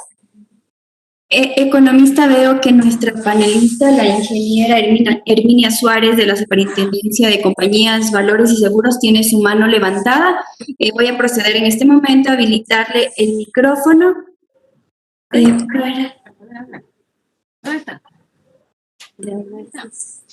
Ingeniera, ¿nos escucha? Hola. Buenos días, Herminia. ¿Cómo está? Adelante, por favor. Muy buenos días. Justamente antes que hicieron una consulta respecto a la debida diligencia y al conocimiento del cliente, que decía un oficial de cumplimiento si ella puede contactarse, referirse con el oficial de cumplimiento. Entonces, al respecto, me parece que sí habría que fortalecer la pregunta, en el sentido de que en primer lugar, el proceso de conocimiento del cliente debe de estar perfectamente detallado, descrito en el manual de prevención de cada institución. Ahora, el contacto que se tenga con un cliente dependerá de la cantidad y de la estructura de cada institución. Hay oficiales de cumplimiento que hacen todo el proceso porque es una compañía pequeña o porque es un negocio pequeño y es el que le hace llenar el formulario, el que le hace la debida diligencia, el que revisa la información, el que ingresa la información al sistema de riesgo y determina el nivel de riesgo del cliente. Asimismo, dentro de la entidad existe ¿verdad? Personas adicionales o hay más personal que tienen contacto con el cliente. Si es una compañía que vende vehículos, va a tener personal en el área comercial que es quien tiene el vínculo con el cliente y es esa persona la que debe de hacer llenar de forma adecuada, suficiente y recabar la mayor cantidad posible de la información de ese cliente para que luego continúe el proceso instaurado en la empresa para que el oficial de cumplimiento pueda hacer el tema de riesgo o pueda aplicar la administración de riesgo, pueda verificar la información y determinar en su sistema el nivel de riesgo que tiene ese cliente y de acuerdo a eso es que tiene que aplicar la debida diligencia, sea ampliada o sea simplificada. El que sea oficial de cumplimiento no quiere decir de que yo esté dentro de un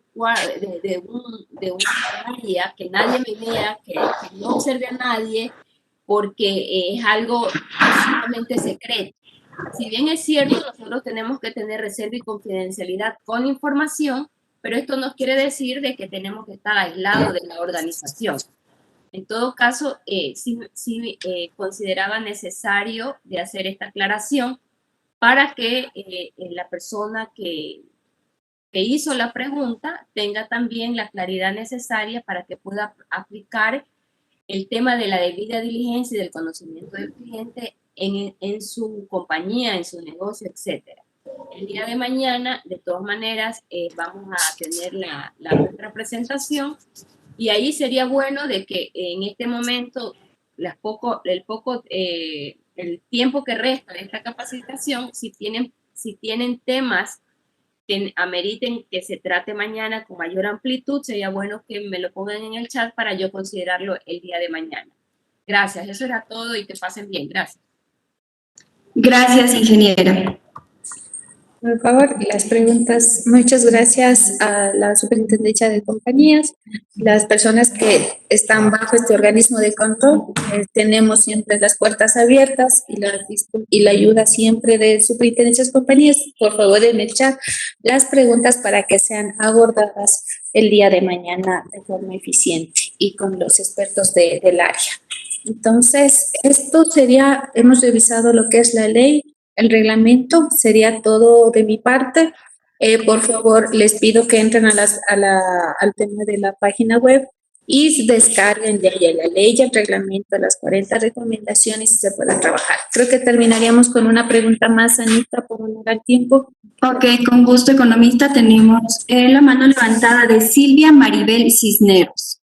Silvia, buen día. Su micrófono se encuentra habilitado. Buenos días, ¿cómo está? Yo soy oficial de cumplimiento de una notaría.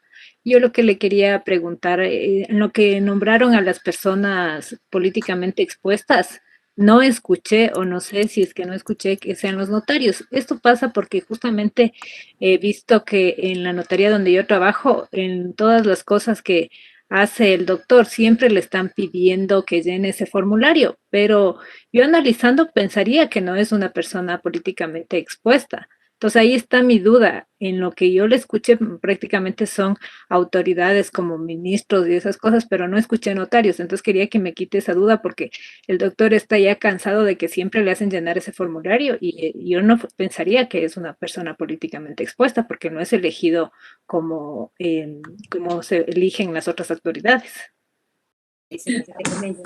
Muy amable tu pregunta, Silvia. Justamente vamos a tener un capítulo de PEPS donde se va a realizar las aclaraciones de profundidad. Claro, el notario pertenece dentro de la función pública y está con el rango está bajo el rango de secretario, pero sí hay ciertos puestos por la jerarquía que tiene, en este caso el notario, por el tema de que la fe pública tiene una autoridad, hablemoslo así desde el punto de vista de autoridad, sí se le está considerando como una persona expuesta políticamente, es un PEF. Por ese tema vamos a ver particularidades que no estaban en el artículo 44. Mi compañera en la semana 3 va a dar a profundidad que incluso entran en temas de PEPs, aunque no superan el salario de los $2,000 intendentes y a temas de niveles locales como municipios y prefecturas. Eso lo vamos a ver a profundidad en la semana 3. Pero sí se considera al notario por el tema de que se considera como una autoridad en el tema judicial. Está representando al Consejo a la función judicial. Él está dando un tema de fe pública y por esa razón sí se está considerándole como PER. Por esa razón es necesario verificar si estas personas están generándonos riesgo. Y se están haciendo las supervisiones y lineamientos y trabajos permanente desde el mes de octubre con los notarios. Entonces, eso sería, muchas gracias. Ahorita les dará los lineamientos para las pruebas. Las pruebas son estrictamente lo que corresponde a la ley y al reglamento. Entonces, se descargan ustedes el reglamento y la ley, control F, artículo 10, artículo 5 y van a ir verificando. Es una cuestión de lectura y razonamiento crítico, nada más. De mi parte, muchas gracias. Les invitamos a que sigan capacitándose el día de mañana y las 3 semanas que siguen. Muchas gracias.